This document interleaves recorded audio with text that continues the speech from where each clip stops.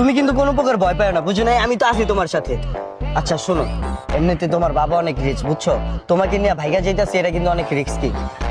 পুলিশের কিন্তু একটা ঝামেলা হইতেই পারে। আমি জানি, যদি আমাকে কোনো পুলিশ জিজ্ঞেস করে আমি বলবো আমি ওর সাথে নিজ ইচ্ছায় আসছি, আমাকে কেউ জোর করে না। আমার বাবা তোমাকে মাইনা নেয় না, তাই আমি তোমার সাথে আসছি। একদম পারফেক্ট জান। স্যার, আমারও জোর করে নিয়ে আসছে, আমার কোনো দোষ নাই।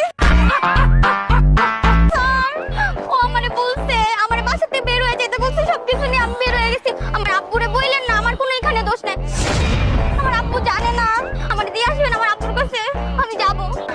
ওইসে থামা তোর নাটকবাজি, এটা আমার বন্ধু, বুঝছিস? তাই তোর পরীক্ষা করার লিগে 500 টাকা দিয়ে ড্রেস ভাড়া করে বন্ধুরে পরে লইছি।